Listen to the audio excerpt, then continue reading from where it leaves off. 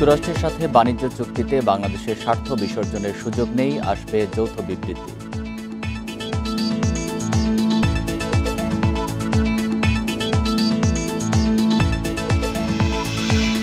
5 আগস্টের মধ্যে ঘোষিত হবে জুলাই ঘোষণাপত্র। উপদেষ্টা মাহফুজ জানান, এটাই এখন বাস্তবতা।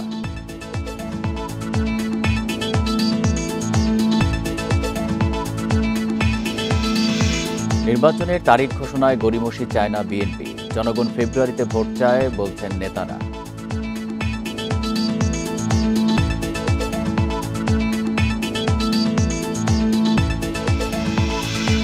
সচিবালয় অচলে পরিকল্পনা ছিল ছাত্রলীগ কর্মীদের, বলছে পুলিশ। 5 জন গ্রেপ্তার, কড়া নজরদারি।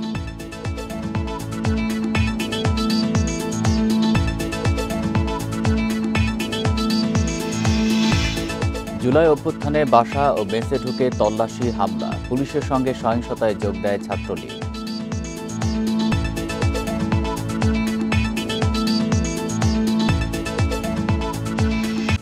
স্বাগত ইন্ডিপেন্ডেন্ট সংবাদে। আপনাদের সাথে আছি আমি আলী আশরাফ। শুনছিলেন শিরোনাম, যাচ্ছি পুরো খবরে।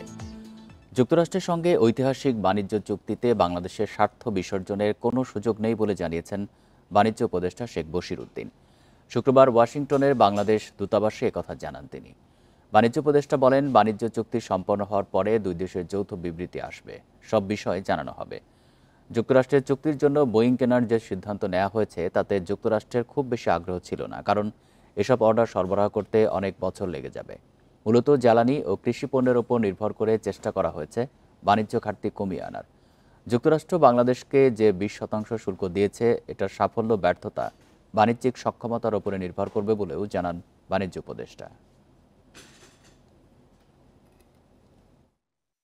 আমরা এর থেকে ফল পেতে গেলে আমাদেরকে নিজস্ব সক্ষমতা এবং প্রতিযোগিতাশীলতা, এবং আমি এরকম একটা কথা শুনেছি যে আমাদের এখানে আত্মতুষ্টির কোনো সুযোগ নেই, এবং এই বিষয়ে আমি 100% একমত যে আসলে কোনো অবস্থাতেই আত্মতুষ্টির কোনো সুযোগ নেই।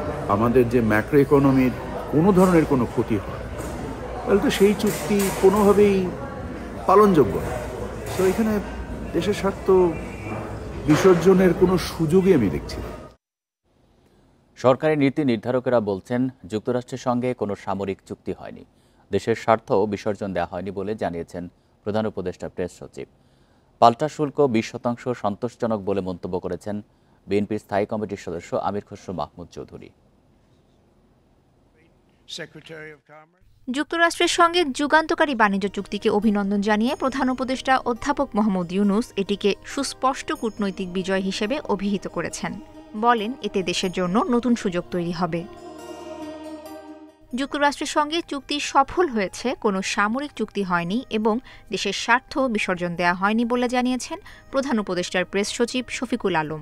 তিনি বলেন, সরকারের জন্য এটি একটি সফলতা। 20% শুল্কের সাথে অন্য কোনো শর্ত দেয়নি যুক্তরাষ্ট্র। ইন্টেন্সিভ নেগোসিয়েশনের পরে আমরা বলতে পারি যে আমরা ওই গড়ে গুডবি। আমাদের সার্বভৌমত্ব নিয়ে কোনো ধরনের প্রশ্ন, আমরা তো কোনো সামরিক চুক্তি করি নাই। তো তারা জানিয়েছেন তারা বাংলাদেশকে 20% ট্যারিফে তাদের করবেন। প্রতিযোগিতামূলক দেশগুলোর সঙ্গে তুলনা করলে বাংলাদেশের জন্য যুক্তরাষ্ট্রের পাল্টা শুল্ক 20% সন্তোষজনক বলে জানিয়েছেন বিএনপি স্থায়ী কমিটির সদস্য আমির খসরু মাহমুদ চৌধুরী। এই শুল্ক ব্যবসায়ী ও রপ্তানিকারকদের কাছে গ্রহণযোগ্য হবে বলেও মনে করেন তিনি। আমাদের যারা প্রতিযোগিতা করছেন তাদের সাথে তুলনা করলে 20% সন্তোষজনক বলা যাবে। তবে এখানে অন্য যে বিষয়গুলো এই পুরো ট্যারিফের সাথে নেগোসিয়েশনে বাকি বিষয়গুলো এখন আমরা জানি না, আর সেগুলো আমাদেরকে দেখতে হবে। সরকারের পক্ষ থেকে আলাপ আলোচনা করে ভবিষ্যতে শুল্ক আরও কমানো যেতে পারে বলে মনে করেন বিপ্লবী ওয়ার্কার্স পার্টির সাধারণ সম্পাদক সাইফুল হক। এতে ভবিষ্যতে দুই দেশের মধ্যে বাণিজ্য ঘাটতি কমে আসবে বলেও আশা করেন তিনি। গার্মেন্টস সহ রপ্তানিকারক যে প্রতিষ্ঠানগুলো, তাদের তো একটা বিরাট ধরনের একটা উদ্বেগ উৎকণ্ঠার জায়গাটা ছিল। আমার ধারণা যে এটার কিছুটা প্রভাব পড়বে এবং আমরা পর্যায়ক্রমে যদি আরও 5-10% কমিয়ে আনতে পারি তাহলে হয়তো চাপটা অনেকখানি আমরা কমিয়ে আনতে পারবো। বিশ্লেষকরা মনে করছেন, এই বাণিজ্য চুক্তি উন্নয়নের গতি বাড়াবে এবং আন্তর্জাতিক বাণিজ্যে বাংলাদেশের অবস্থান আরও সুদৃঢ় করবে। তাসফিয়া রহিম, ইন্ডিপেন্ডেন্ট নিউজ, ঢাকা। কয়েক দফা আলোচনা শেষে 15% কমল যুক্তরাষ্ট্রের পাল্টা শুল্ক হার। বাংলাদেশি পণ্যে ঘোষিত নতুন শুল্ক হার দাঁড়িয়েছে 20%। শুল্ক কমার বিষয়কে ইতিবাচক হিসেবে দেখছেন ব্যবসায়ী ও অর্থনীতিবিদেরা। টেকসই প্রবৃদ্ধির জন্য আলাদা পরিকল্পনার তাগিদ বিশেষজ্ঞদের। বাণিজ্য ঘাটতি কমাতে 2 এপ্রিল বাংলাদেশ সহ 60টি দেশের পণ্য আমদানিতে পাল্টা শুল্ক আরোপ করে যুক্তরাষ্ট্র। সবশেষ 8 জুলাই অন্তর্বর্তী সরকারকে দেয়া চিঠিতে জানানো হয় বাংলাদেশের জন্য যুক্তরাষ্ট্রে পাল্টা শুল্ক হার 35%। শুল্ক হার কমানো নিয়ে একাধিকবার আলোচনায় বসেন দুই দেশের প্রতিনিধিরা। অবশেষে এলো শুল্ক হার কমানোর ঘোষণা। নতুন শুল্ক হার নির্ধারণ করা হয়েছে 20%। আগের 15%-এর সঙ্গে 20% যোগ হয়ে এখন শুল্ক হার দাঁড়াচ্ছে 35%। শুল্ক হার কমায় স্বস্তি প্রকাশ করেছেন ব্যবসায়ীরা। এতে রপ্তানিতেও নেতিবাচক প্রভাবের শঙ্কা দেখছেন না তারা। সেলসে একটা এফেক্ট পড়তে পারে সাময়িকভাবে, সেটা হয়তো সবার উপরেই পড়বে। বাট যদি আমি দীর্ঘমেয়াদী চিন্তা করি, অবশ্যই আমাদের এখান থেকে সুফল আসার যথেষ্ট সুযোগ আছে। কারণ ওদের ইকোনমি কখনো না কখনো সামনে তো আবার স্টেবল সিচুয়েশন আসবেই। যখনই স্টেবিলিটির দিকে যাবে, আমাদের সিচুয়েশন তত বেশি হারে বাড়ার সুযোগটা বেশি থাকবে। বাস্তবতা মেনে নতুন পরিকল্পনায় কাজ করার পরামর্শ বিশেষজ্ঞদের। রপ্তানি বাণিজ্যে ভালো করতে আলাদা পরিকল্পনার পাশাপাশি পণ্য বৈচিত্র্যকরণে জোর দেওয়ার আহ্বান তাদের। অভ্যন্তরীণ কাঁচামালের উৎপাদনের সক্ষমতা বৃদ্ধি করেই কেবলমাত্র আমরা মার্কিন বাজারে রপ্তানি করলে আমাদের যে এখন যে ঘোষিত ট্যারিফ সেটি আমাদের জন্য প্রযোজ্য হবে। সুতরাং আমাদের অভ্যন্তরীণ ভ্যালু এডিশন বৃদ্ধির জন্য আমাদের প্রায় সকল রপ্তানি খাতগুলোকেই চেষ্টা অব্যাহত রাখতে হবে। শুল্ক হার 20% নামায় বাংলাদেশের প্রতিযোগিতা সক্ষমতা বজায় থাকবে বলে মনে করছেন বাণিজ্য উপদেষ্টা Sheikh Bashir Uddin. Shahid Ahmed, independent news, Dhaka. July ঘোষণাপত্র 5 আগস্টের মধ্যে ঘোষণা করা হবে বলে জানিয়েছেন তথ্য সম্প্রচার উপদেষ্টা মাহফুজ আলম। রাতে ফেসবুক পোস্টে এই তথ্য জানান তিনি। জুলাই ঘোষণাপত্র এখন বাস্তবতা বলেও লেখেন উপদেষ্টা মাহফুজ আলম। পরে ঘোষণাপত্র ইস্যুকে গণ আকাঙ্ক্ষায় বাঁচিয়ে রেখে এটা বাস্তবায়নের পথ সুগম করার জন্য সবাইকে ধন্যবাদ জানান। জুলাই অভ্যুত্থানের বর্ষপূর্তি সামনে রেখে সম্প্রতি জুলাই ঘোষণাপত্রের চূড়ান্ত খসড়া বিএনপি, জামায়াতে ইসলামী, এনসিপি সহ বিভিন্ন দলকে পাঠায় অন্তর্বর্তী সরকার। ঘোষণাপত্রের খসড়ায় 26টি দফা রয়েছে। প্রথম 21 দফায় মহান মুক্তিযুদ্ধ সহ বাংলাদেশের মানুষের অতীতের বিভিন্ন ঐতিহাসিক ও গণতান্ত্রিক সংগ্রাম থেকে শুরু করে জুলাই অভ্যুত্থানের প্রেক্ষাপট বর্ণনা করা হয়েছে। পরের 5টি দফায় রাষ্ট্রের গণতান্ত্রিক সংস্কারের আকাঙ্ক্ষা, আওয়ামী লীগ শাসনামলে গুম, খুন, গণহত্যা সহ গণতান্ত্রিক রাষ্ট্র ব্যবস্থা প্রতিষ্ঠার কথা বলা হয়েছে।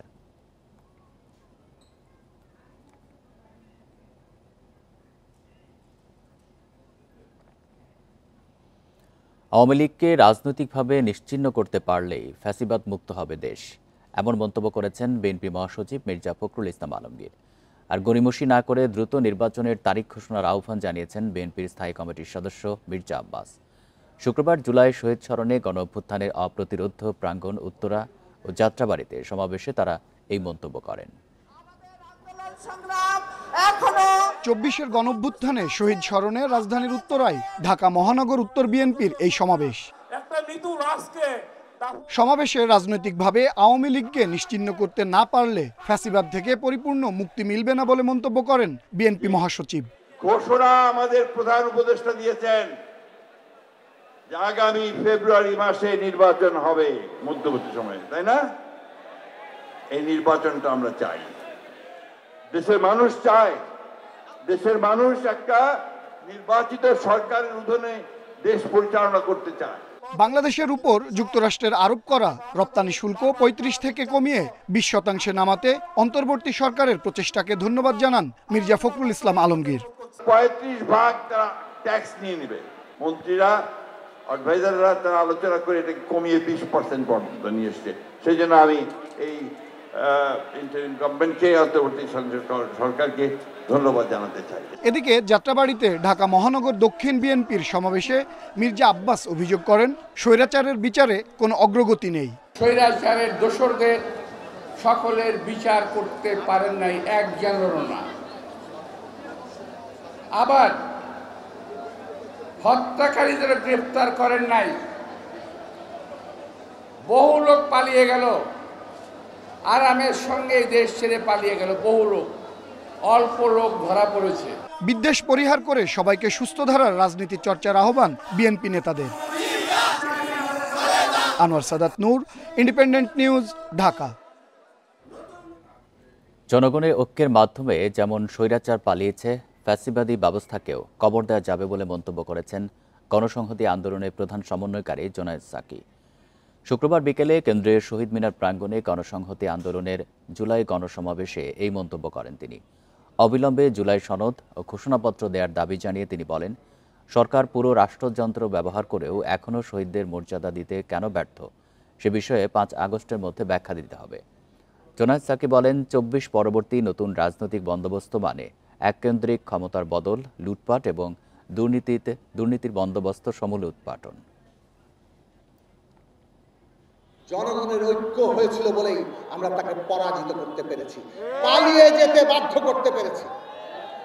যদি জনগণের ঐক্য থাকে তাহলে এই দেশে ফ্যাসিবাদ যেমন পালিয়েছে, ফ্যাসিবাদী ব্যবস্থাকে আমরা কবর দিতে পারবো। আর যে লুটপাটের রাজত্ব, দুর্নীতির রাজত্ব কায়েম হয়েছে, তাকেও আমরা কবর দিতে পারবো। এবার জুলাই অভ্যুত্থান নিয়ে প্রতিবেদন।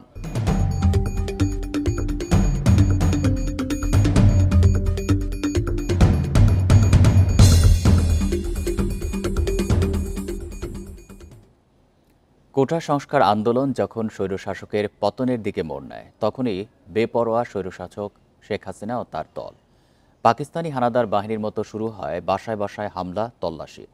২৬ জুলাই থেকে পুলিশের সঙ্গে ছাত্রদের খোঁজে বাসা ও মেসে শুরু হয় যুবলীগ ও ছাত্রলীগের সহিংসতা। বাড়িতে ঢুকে তল্লাশির পাশাপাশি নিরপরাধ মানুষকে গুলি করে হত্যা করে পুলিশ। ২০২৪-এর জুলাই বৈষম্য বিরোধী ছাত্র আন্দোলনে উত্তাল সারা দেশ। ছাত্রদের সঙ্গে যুক্ত হয় সব শ্রেণী পেশার মানুষ। তাদের দমনে বেপরোয়া হয়ে ওঠে স্বৈরশাসকের অনুগত আইনশৃঙ্খলা বাহিনী। বর্বর নির্যাতন আর গুলিতে আন্দোলন দমাতে না পেরে রাজধানীর বাসায় বাসায় ও মেসে সহিংস তল্লাশিতে পুলিশ। তাদের সঙ্গে যোগ দেয় পতিত সরকারের ছাত্র ও যুব সংগঠন। এ যেন আরেক ৭১। পাক বাহিনী ও তাদের দোসরদের মতো আওয়ামী সন্ত্রাসী ও তাদের অনুগত আইনশৃঙ্খলা রক্ষাকারী বাহিনী যাত্রাবাড়ি, মোহাম্মদপুর, রামপুরা সহ রাজধানীর বিভিন্ন এলাকার বাড়ি ও সড়কবাতি বন্ধ করে। ঘরে ঢুকে চেক করে শিক্ষার্থী সহ বাসিন্দাদের মোবাইল ফোন। আন্দোলনের সঙ্গে ন্যূনতম সংশ্লিষ্টতা পেলে তুলে নিয়ে চলে নির্যাতন। পুলিশ সাথে করে নিয়ে আসে, ওই পুলিশ ধাওয়াত পর্যায়ে ধাওয়াত দিয়ে এখানে ঢুকে তো নিরীহ এক আমার পাশের ভাড়াটিয়া, আমার গেটের সামনে আমার পাশের ভাড়াটিয়াকে সে গুলি করে। দিনের বেলা দেখছে, রাত্রের বেলা যা ধরছে, কারণ রাত্রের বেলা তো জিনিসটা বুঝতে পারছে কোন ছাদে দেখছে। পুলিশের ব্লক রেইড ও সংঘাত সহিংসতায় ২৬ জুলাই পর্যন্ত অন্তত ৫৫৫টি মামলা করে পুলিশ। গ্রেপ্তার ছাড়ায় ৬,০০০। বাসায় ঢুকে গুলি ও হত্যার অভিযোগ আসে পুলিশের বিরুদ্ধে। ওদের তো নিয়ম নাই বাড়ির মধ্যে ঢুকে গুলি করার, তা মামা তো বাহিরেও যায় নাই, এখানে দাঁড়ানো ছিল। আমি ভাবছি ও গুলি করবে না, কিন্তু হঠাৎ আমি কি দেখলাম আমি নিজেও বুঝতে পারিনি, ও ফায়ার করে দিছে। আর হাসিনে আমার পুত্রই খাইলো, এত কষ্ট করে পারলা, এতদিন মাইটাতে তাই যান। গণস্বাস্থ্য নগর হাসপাতাল থেকে ২৬ জুলাই চিকিৎসারত বৈষম্য বিরোধী ছাত্র আন্দোলনের সমন্বয়কদের তুলে নেয় ডিবি পুলিশ।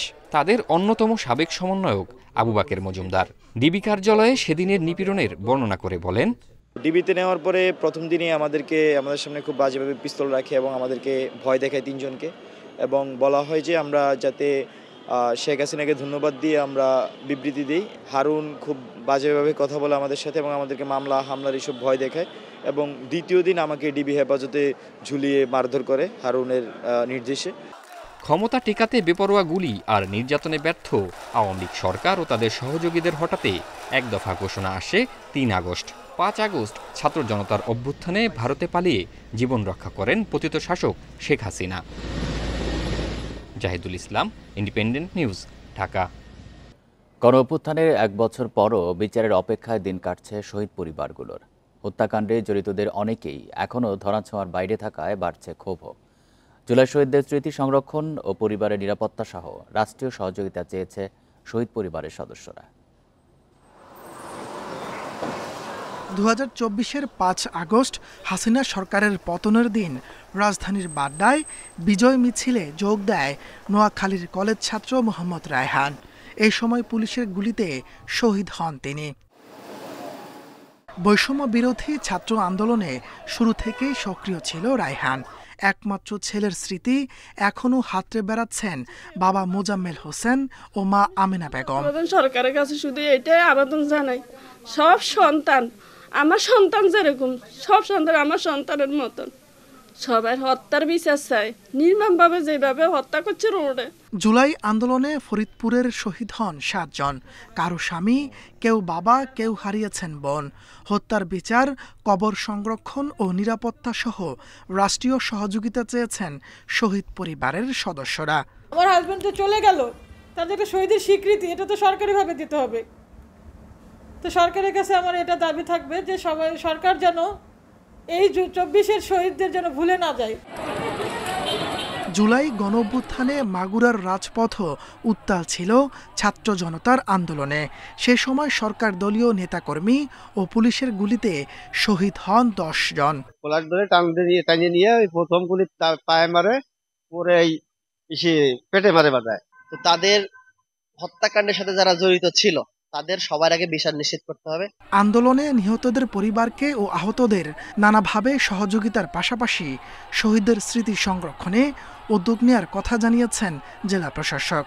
শহীদ পরিবারের জন্য সরকার নানামুখী উদ্যোগ গ্রহণ করেছে। প্রথমত জুলাই স্মৃতি ফাউন্ডেশন থেকে ওনাদের পরিবারকে আর্থিক সহায়তা দেওয়া হয়েছিল 5 লক্ষ টাকা করে। পরবর্তী পর্যায়ে সরকার সঞ্চয়পত্রের জন্য 10 লক্ষ টাকার সঞ্চয়পত্র দিয়েছে। জুলাই গণঅভ্যুত্থানে মাগুরাতে আহত হয়েছেন 292 জন। এদের অনেকেই এখনও সরকারি সহযোগিতা পাননি বলে অভিযোগ ভুক্তভোগীদের। তাপস সরকার, ইন্ডিপেন্ডেন্ট নিউজ। ছাত্রলীগের কর্মীরা সংগঠিত হয়ে সচিবালয়ের কার্যক্রম অচল করে দিতে পরিকল্পিতভাবে হামলা করেছে বলছে ডিএমপি। এই হামলা পরিকল্পনায় ছিল গোপালগঞ্জ মেডিকেল কলেজ, ঢাকা বিশ্ববিদ্যালয় ও জাহাঙ্গীরনগর বিশ্ববিদ্যালয়ের ছাত্রলীগের কর্মীরা। এই ঘটনায় এখন পর্যন্ত 5 জনকে গ্রেপ্তার করেছে পুলিশ। অন্যদের ধরতে হোয়াটসঅ্যাপ ও টেলিগ্রাম গ্রুপে চলছে বিশেষ নজরদারি। গত 22 জুলাই শিক্ষা উপদেষ্টার পদত্যাগ সহ কয়েকটি দাবিতে সচিবালয়ের ভেতরে ও বাইরে শিক্ষার্থীরা বিক্ষোভ, ভাঙচুর ও সংঘর্ষে লিপ্ত হয়। এর আগে 22 জুলাই এইচএসসি পরীক্ষা স্থগিত করার ঘোষণা দেওয়া হয় 21 জুলাই দিবাগত রাত 3টার দিকে। এই কারণে বিক্ষুব্ধ শিক্ষার্থীদের উত্তেজিত করে তোলেন কিছু ছাত্রনেতা। বেলা 2:30টার দিকে সচিবালয়ের সামনে অবস্থান নিয়ে শিক্ষা উপদেষ্টা ও শিক্ষা সচিবের পদত্যাগের দাবিতে বিক্ষোভ শুরু হয়।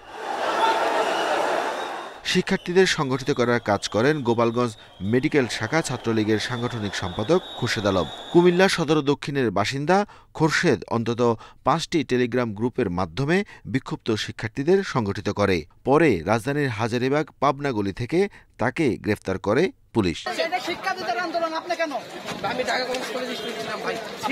অন্য গ্রেফতারকৃত আবু সুফিয়ান ঢাকা বিশ্ববিদ্যালয়ের সলিমুল্লাহ হলের শিক্ষার্থী, ছিলেন ছাত্রলীগের সদস্য, পড়তেন ভাষা শিক্ষায়, কিন্তু এইচএসসি পরীক্ষা পেছানোর আন্দোলনে ছিলেন সচিবালয়ে। মিরপুরে কোচিং সেন্টারের ব্যবসার ফাঁকে তার বিভিন্ন নাশকতার প্রমাণ পায় পুলিশ।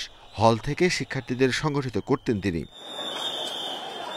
আগেই টেলিগ্রাম গ্রুপে সচিবালয়ের গেট ভেঙে মন্ত্রণালয় ভাঙচুর করার পরিকল্পনার কথা জানিয়েছিল অভিষেক সরকার। জাহাঙ্গীরনগর বিশ্ববিদ্যালয়ের পদার্থবিজ্ঞানের এই শিক্ষার্থী মন্ত্রণালয়ে অবস্থান কর্মসূচি পালনেরও পরিকল্পনা করে। যেসব স্টুডেন্ট বা যে লেভেলের স্টুডেন্ট আসার কথা এখানে, কিন্তু ভিডিও ফুটেজ কিন্তু বিশ্লেষণ করলে আমরা দেখতে পাই ভিন্ন কিছু। এখানে বিভিন্ন শ্রেণী পেশার মানুষজনের উপস্থিতি লক্ষ্য করা গেছে।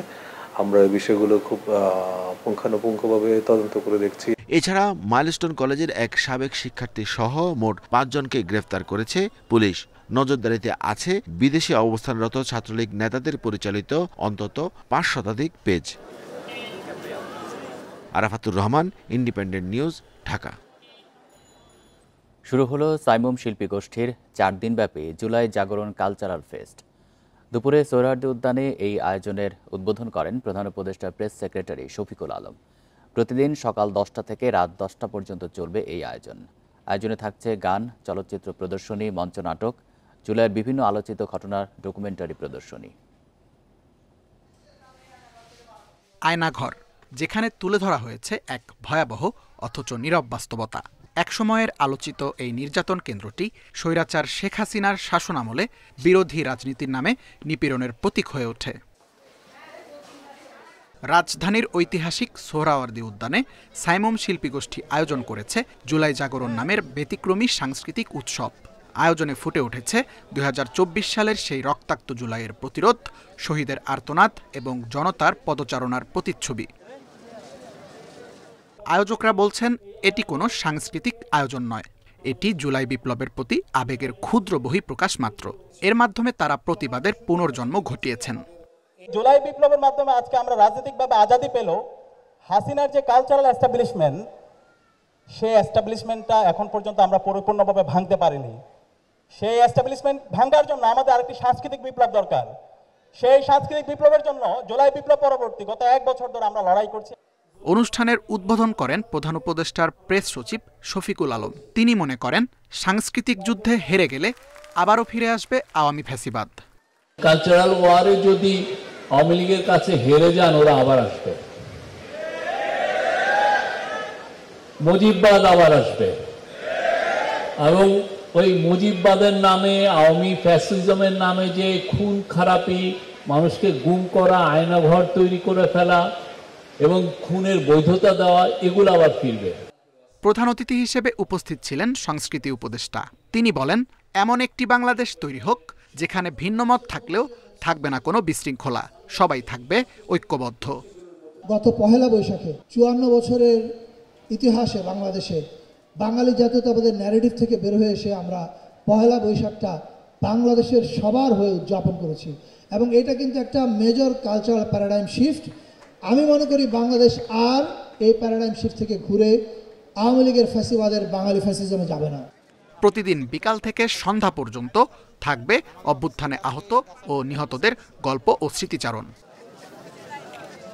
Tanvir Ahmed, independent news, Dhaka. রাজধানীর শাহবাগে জুলাই আন্দোলনকারীদের দুপক্ষের মধ্যে সংঘর্ষের ঘটনা ঘটেছে। শুক্রবার সন্ধ্যায় এই ঘটনা ঘটে। পরে পুলিশ গিয়ে তাদের ছত্রভঙ্গ করে দিলে পরিস্থিতি অনেকটাই স্বাভাবিক হয়। এতে যান চলাচল স্বাভাবিক হয়। জুলাই সনদ ঘোষণা ও বাস্তবায়নের দাবিতে শুক্রবার সকালেই শাহবাগ মোড় অবরোধ করেন জুলাই অভ্যুত্থানে আহত ও নিহতদের পরিবারের সদস্যরা। অস্থায়ী মঞ্চে তারা বলেন, দাবি মানা না হলে আন্দোলন আরও বেগবান হবে। যোগ দেবেন জেলা ও উপজেলার জুলাই যোদ্ধারাও। জুলাই ঘোষণাপত্র, জুলাই সনদ বাস্তবায়িত হওয়ার পরে সরকার যখন প্রতিশ্রুতি দিবে যেটাকে স্থায়ী বিধানে অন্তর্ভুক্ত করা হবে, তখনই আমাদের কর্মসূচি আমরা শেষ করব। সরকারকে সাহায্য করে যত দ্রুত সম্ভব জুলাই ঘোষণা, জুলাই সনদ চাহিদা মোতাবেক দিয়ে দেন, আমরা ঘরে ফিরে যাব। এই ঘোষণাপত্র, এই সনদ যদি না পাই, পরবর্তীতে আমাদের বিপদ মুহূর্ত কাটাতে হবে। আজকে কেন আমাদের রাজপথে আসা লাগলো, বৃষ্টিতে ভিজা লাগলো, বউ ফুলাফান বাচ্চা সব বাড়িতে রাখিয়া কেন এনে রাত কাটান লাগলো? এটা ডাক্তার ইউনূস স্যারের কাছে আমাদের প্রশ্ন। আন্দোলনকারীরা শাহবাগ মোড়ের মূল সড়কে ব্যারিকেড দেয় যান চলাচল বন্ধ হয়ে যায়। এতে ভোগান্তিতে পড়েন চলাচলকারীরা। এটা কি বাংলাদেশ? আমরা কি এই বাংলাদেশ চাইছি? আমরা তো একটা স্বাধীন বাংলাদেশ চাইছি। এটা কি স্বাধীন বাংলাদেশ? ঢাকা শহরের সিটি হলে আপনার কি শাহবাগ মোড়, এই শাহবাগ মোড়টাকে তারা বন্ধ করে রেখেছে, অবরোধ করে রেখেছে। জনসাধারণের যে ক্ষতি হইতেছে, এখন আর কারো চেতনা জাগতেছে না। এখানে 2টা হাসপাতাল, মানুষের তো যদি কোনো ইমার্জেন্সিও লাগে তবুও তো মানুষ আসতে পারতেছে না, কারণ রাস্তা 2 দিক থেকেই বন্ধ। এদিকে জুলাই আন্দোলনের আরেকটি পক্ষ সন্ধ্যায় শাহবাগে গিয়ে আন্দোলনকারীদের সেখান থেকে সরিয়ে দিতে গেলে দুপক্ষের মধ্যে মারামারি ও ধাওয়া পাল্টা ধাওয়া শুরু হয়। পরে পুলিশ গিয়ে তাদের সরিয়ে দিলে সন্ধ্যা 6:30টার দিকে যান চলাচল স্বাভাবিক হয়। Rifat Alam, independent news, Dhaka. বৈষম্য বিরোধী ছাত্র আন্দোলনের সমন্বয়ক পরিচয়ে গুলশানে চাঁদাবাজির ঘটনায় গণতান্ত্রিক ছাত্র সংসদের সাবেক যুগ্ম আহ্বায়ক জানে আলম অপুকে গ্রেপ্তার করেছে পুলিশ। শুক্রবার রাজধানীর গোপীবাগ থেকে তাকে গ্রেপ্তার করা হয়। চাঁদাবাজির মামলায় এ পর্যন্ত 6 জনকে গ্রেপ্তার করা হলো। 17 জুলাই সকাল 10:24। বৈষম্য বিরোধী ছাত্র আন্দোলনের সমন্বয়ক পরিচয় সাবেক এমপি শাম্মী আহমেদের বাসা থেকে এভাবেই 10 লাখ টাকা চাঁদা আদায় করতে দেখা যায়। 50 লাখ টাকা চাঁদা দাবি করলেও 17 জুলাই 10 লাখ টাকা পায় তারা। পরে 2 দফায় বাকি 40 লাখ টাকা নিতে গেলে 26 জুলাই সিদ্দিক জাফর নামে এক ব্যক্তি পুলিশে খবর দেয়। ঘটনাস্থল থেকে 5 জনকে গ্রেপ্তার করলেও পালিয়ে যায় একজন। পুলিশ বলছে পলাতক জানে আলম অপু নিজেকে বৈষম্য বিরোধী ছাত্র আন্দোলনের সমন্বয়ক বলে পরিচয় দিতেন। পুলিশকে সংবাদ দিলে পুলিশ ঘটনাস্থলে যায় এবং ঘটনাস্থল থেকে 5 জনকে হাতে নাতে গ্রেফতার করে এবং একজন পালিয়ে যায়। পলাতক ব্যক্তির নাম জানে আলম ওরফে তপু, যে কিনা নিজেকে বৈষম্য বিরোধী ছাত্র আন্দোলনের সমন্বয়ক হিসেবে পরিচয় প্রদান করে। শুক্রবার সকালে রাজধানীর গোপীবাগ থেকে জানে আলম অপুকে গ্রেপ্তার করে ডিবি। এই ঘটনায় বিস্তারিত তদন্ত অব্যাহত রাখে এবং তার প্রেক্ষিতে থানা পুলিশের পাশাপাশি ঢাকা মহানগর গোয়েন্দা পুলিশ ঘটনায় জড়িতদের আইনের আওতায় নিয়ে আসতে কাজ করে এবং তারই প্রেক্ষিতে আজ সকালে রাজধানীর গোপীবাগ হতে জানে আলম ওরফে তপুকে গ্রেফতার করা হয়। এর আগে গ্রেপ্তার রিয়াদের বাবুবাজার বাসা থেকে 2 কোটি 25 লাখ টাকার 4টি চেক এবং নগদ 2,98,000 টাকা উদ্ধার করে police. Sajjad Hossain, independent news, Dhaka. যুক্তরাষ্ট্র থেকে চার্টার্ড ফ্লাইটে আরও অন্তত 30 জন বাংলাদেশিকে ফেরত পাঠানো হচ্ছে। সকালে শাহজালাল আন্তর্জাতিক বিমানবন্দরে তাদের পৌঁছানোর কথা রয়েছে। আরও জানাতে শাহজালাল আন্তর্জাতিক বিমানবন্দর থেকে যোগ দিচ্ছেন সহকর্মী বুদ্ধদেব কুণ্ডু। বুদ্ধদেব, কখন 30 জনকে ফেরত পাঠানো হচ্ছে, তাদের ফ্লাইট অবতরণ করবে, বিস্তারিত জানাবেন।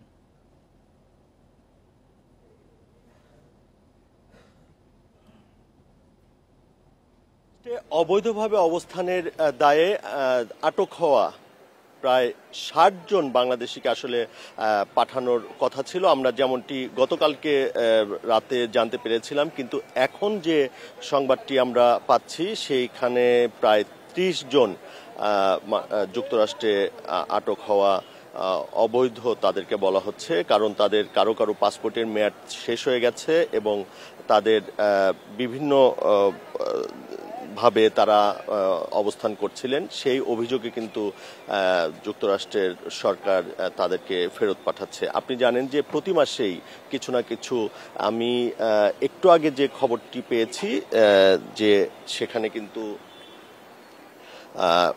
একটু আগেই মার্কিন যুক্তরাষ্ট্রের যে বিশেষ বিমানটি সেটি অবস্থান করেছে শাহজালাল আন্তর্জাতিক বিমানবন্দরে। আপনি জানেন যে প্রতি মাসেই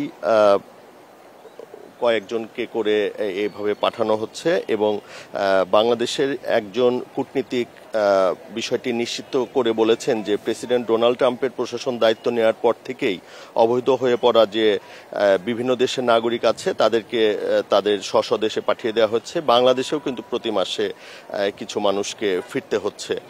আর এই আজকে যে ফ্লাইটটা আসলো, এখানে প্রথমে বলা হয়েছিল 60 জনকে ফেরত পাঠানো হবে, তারপরে আমাদের জানানো হয়েছে না 60 জন না, সেখানে 30 জন থাকবেন।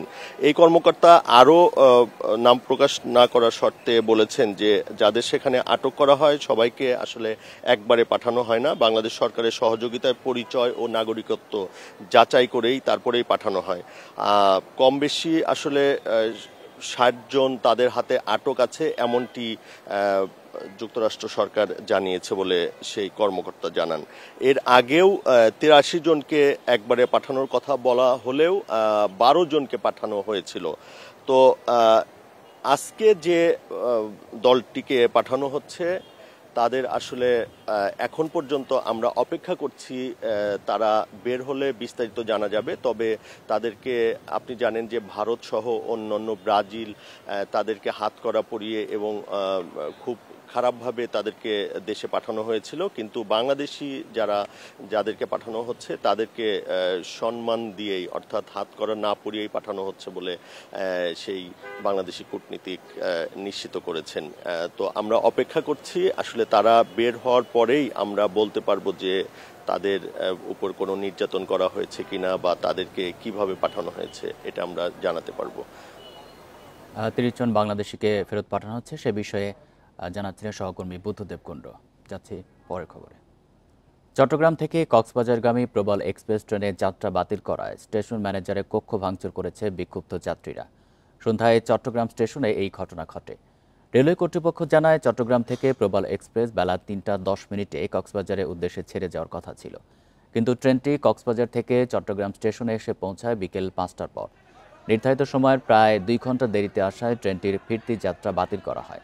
এই সিদ্ধান্তে দেরি ও যাত্রা বাতিল করায় যাত্রীরা ক্ষুব্ধ হয়ে ওঠেন। এরপর স্টেশন ম্যানেজার ও মাস্টারের রুমের সামনে বিক্ষোভ করেন তারা। এক পর্যায়ে ম্যানেজারের কক্ষ ভাঙচুর করে যাত্রীরা। রেল কর্তৃপক্ষ বলছে, যাত্রীদের টিকিটের টাকা ফেরত দেওয়া হবে। এখন পরিস্থিতি স্বাভাবিক রয়েছে।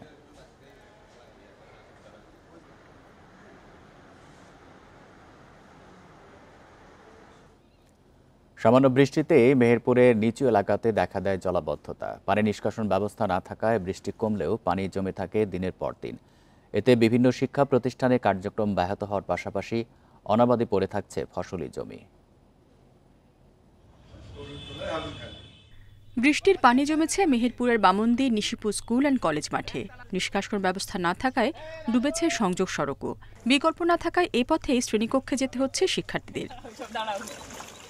জেলায় আরও বেশ কিছু শিক্ষা প্রতিষ্ঠানেও একই অবস্থা। দীর্ঘদিন ময়লা পানি জমে থাকায় ছড়াচ্ছে দুর্গন্ধ। মাসখানেক ধরে দুর্ভোগ চললেও সমস্যার সমাধানে নেই উদ্যোগ।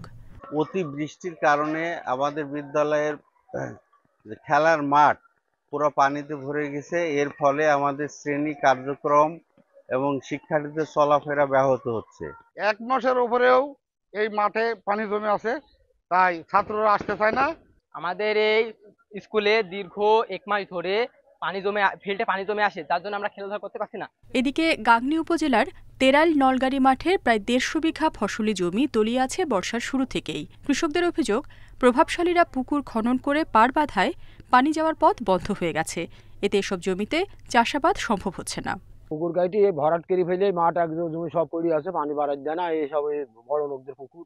প্রভাবশালী একজন ব্যক্তির জমি থাকার কারণে তার সেই পথটা বন্ধ হওয়ার কারণে অনেক পানির কারণে এখানে যে জমি, এখানে কোনোবারই ফসলাবাদ হয় না।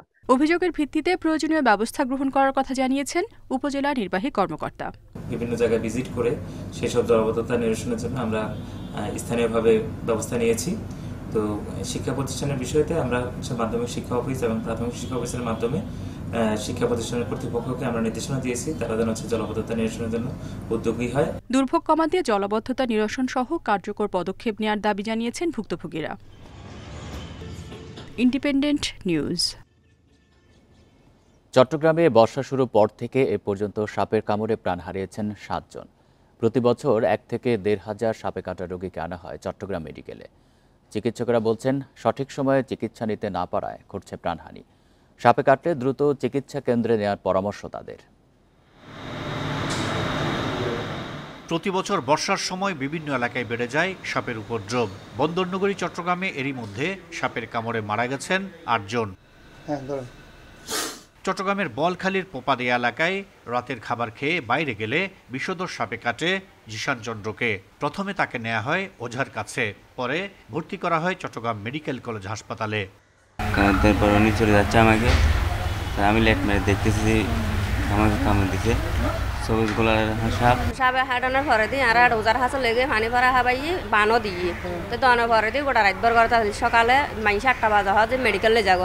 আগ্রাবাদের বাসিন্দা লিটন মিয়া কর্মস্থলে যাওয়ার পথে সাপের কামড়ের শিকার হয়ে ভর্তি হন হাসপাতালে। সাপে কাটার পর রোগীদের একটি বড় অংশকেই নেওয়া হয় ওঝার কাছে, পরে অবস্থা খারাপ হলে নেওয়া হয় হাসপাতালে, যে কারণে বিনা চিকিৎসায় অনেকেই মারা যান পথেই। পায়ের উপরে বাদ দিয়ে দিচ্ছি, দিয়ে মেডিকেল আসছে আর কি। ব্যাগের তলে একটা সাপ ছিল, আমার পায়ে পাড়া পড়ছে আর সাপটা আমার কামড় দিয়ে চলে গেছে। চিকিৎসকরা বলছেন, সাপে কামড়ানোর পরের মুহূর্তগুলো অতি গুরুত্বপূর্ণ, তাই সময় নষ্ট না করে দ্রুত স্বাস্থ্যকেন্দ্রে নিতে হবে রোগীকে। যত দ্রুত প্রপার চিকিৎসায় যেতে পারবেন তত আউটকাম ভালো হবে। এদের ক্ষেত্রে ওঝার ওইখানে যাওয়াটা সবচাইতে বিপজ্জনক। বিষাক্ত সাপের কামড়ের ফলে যেসব রোগী মারা যাওয়ার একমাত্র কারণ রোগীকে যথাসময়ে বা সঠিক সময়ে হাসপাতালে নিয়ে না আসা। আমরা যখন দেখি রোগীগুলা তখন আসলে কিছুই করা থাকে না। চট্টগ্রামে গেল বছর সাপের কামড়ে মারা যান 3 জন, এবার সে সংখ্যা হয়েছে দ্বিগুণের বেশি। Ahsan Riton, independent news, Chattogram. English channel পাড়ি দেওয়ার কৃতিত্ব অর্জন করেছেন কিশোরগঞ্জের নিকলির বাসিন্দা নাজমুল হক হিমেল। তার কীর্তি এখন পুরো জেলার মানুষের মুখে। হাওর এলাকা থেকে হিমেলের মতো আরও সাঁতারও উঠে আসতে পারে বলে মত তাদের। কিশোরগঞ্জের নিকলির মিরহাটি গ্রামের বাসিন্দা নাজমুল হক হিমেলের সাঁতারের নেশা ছোটবেলা থেকেই। ১৯৯৮ থেকে ২০০৮ সাল পর্যন্ত বয়সভিত্তিক ও জাতীয় সাঁতার প্রতিযোগিতায় অর্জন করেছেন ২৫টি স্বর্ণ ও ১৯টি রূপার পদক, পাশাপাশি গড়েছেন ৬টি জাতীয় রেকর্ড। এবার ইংলিশ চ্যানেল পাড়ি দেওয়ার কীর্তি গড়লেন হিমেল। ২৯ জুলাই ১২ ঘন্টা ১০ মিনিটে এই চ্যানেল পাড়ি দেন তিনি। অনুভূতির কথা তো আমি কি বলবো, এটা একটা বিশাল, আমার কাছে একটা বিশাল অর্জনের মনে হচ্ছে।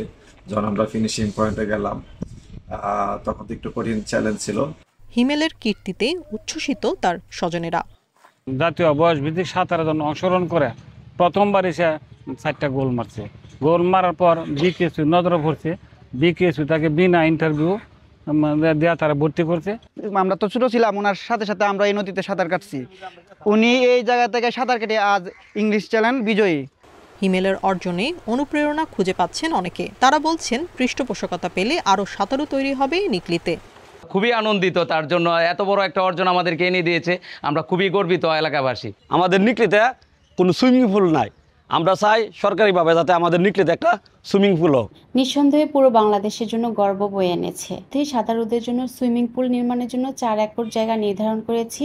এটা বাস্তবায়িত হলে নিকলিতে আরও হিমেল তৈরি হবে। বিকেএসপি থেকে এসএসসি ও এইচএসসি পাশ করে হিমেল উচ্চশিক্ষার জন্য পাড়ি জমান চীনে।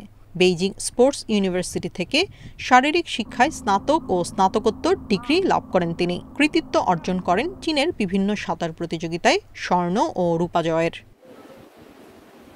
Independent news. এই ছিল এখনকার সংবাদে। ইন্ডিপেন্ডেন্ট টেলিভিশনের সব খবরের আর বিস্তারিত জানতে চোখ রাখুন ফেসবুক, ইউটিউব এবং এক্সে। ধন্যবাদ সবাইকে।